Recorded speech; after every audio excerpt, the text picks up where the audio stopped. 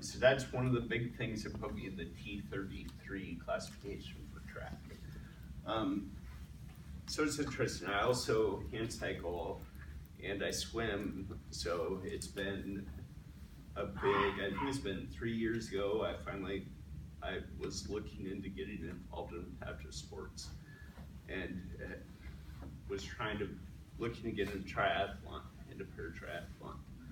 Still on the hope for the triathlon program. Yeah, so it's so paratriathlon, I am looking, I need to actually register, try to do my first 1 or 2 this year, since it's been a long, as Tricia mentioned, its equipment is ridiculous.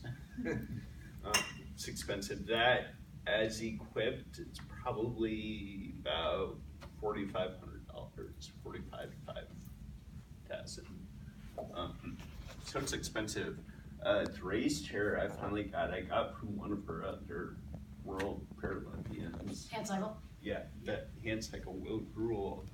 I got a hand-me-down and he put it together from used, some new parts, some used parts of it. It's I think I paid just under $5,000 for it.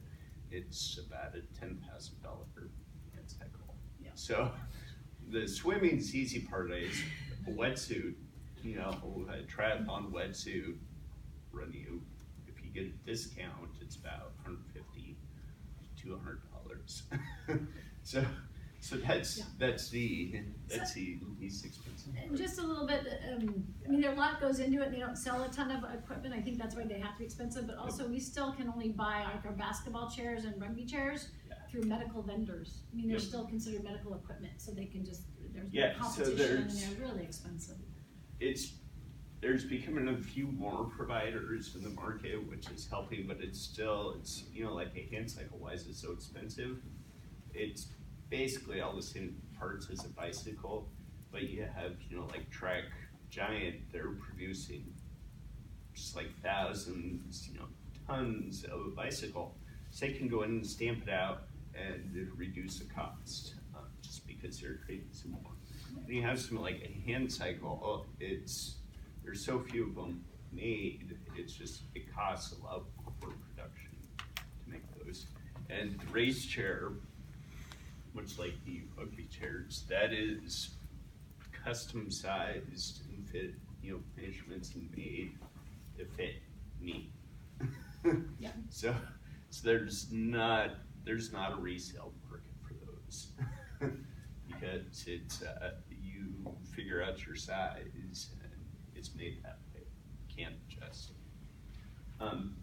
So as far as for my disability, I called Adapt to Sports Northwest up about 3 years ago. I was looking and I was like, okay, so I need to figure out if I can even push a race chair, because that's what you do for the running equivalent or the running portion of a triathlon. Tricia said, well, we don't know if we have any chairs that would fit you. We have now 8 racing chairs, but you never know if it's going to fit somebody. Exactly. So I went after the track meet. Yeah, none of them really fit me. So, but then I got connected with our one of our other partner organizations down there. So in Eugene, World Wheelchair Sports has run most of the track and field over the years. We're really, Adapt to Sports Northwest is just really small with the track and field piece. World Wheelchair Sports. So I went down there a couple weeks later, tried out their race chairs. They had a couple that fit me, and the track coach actually sent me home with one. I'm far past the high school and college age, and most of the loan programs are set up for high school collegiate kids. So we hit it off, and he sent me home with a 25-year-old race chair that I pushed for a year or so. Then I got a grant and finally got, you know. Talking about equipment, and we can keep talking about